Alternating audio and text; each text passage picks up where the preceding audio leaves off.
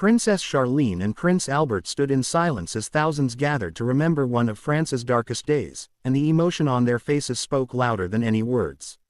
A decade after the devastating terror attack in Nice, the royal couple joined world leaders, survivors, and grieving families for a ceremony that reminded everyone that some tragedies never truly fade with time.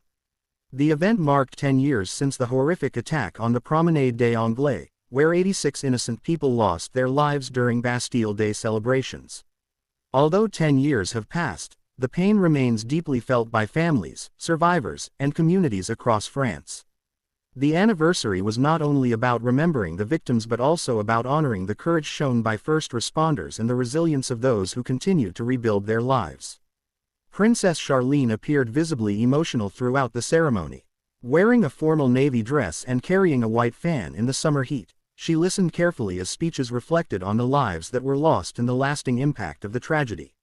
While members of royal families are often expected to remain composed during official engagements, moments like these reveal the very human emotions behind public duty.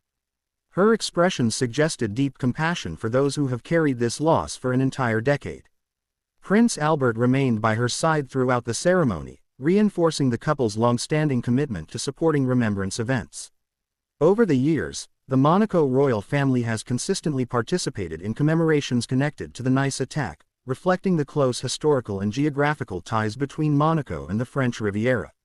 Their continued presence sends a message that remembrance is not limited to anniversaries but is an ongoing responsibility shared by neighboring communities and leaders. French President Emmanuel Macron and First Lady Brigitte Macron also attended the solemn gathering alongside government ministers, local officials, former French Presidents Nicolas Sarkozy and François Hollande, and thousands of members of the public. Their presence demonstrated a united commitment to ensuring that the victims are never forgotten and that future generations understand both the human cost of terrorism and the importance of standing together against violence. The ceremony itself was filled with symbolic moments that carried powerful meaning. A commemorative film reflected on the events of that tragic evening and the years of recovery that followed. Music performed by celebrated cellist Gautier Capuçon added a deeply reflective atmosphere, allowing those in attendance a moment of quiet remembrance. Rather than focusing on politics or security, much of the ceremony centered on the people whose lives were forever changed. One of the most moving moments came when 43 children and 43 first responders entered the square, representing each of the victims before receiving olive branches.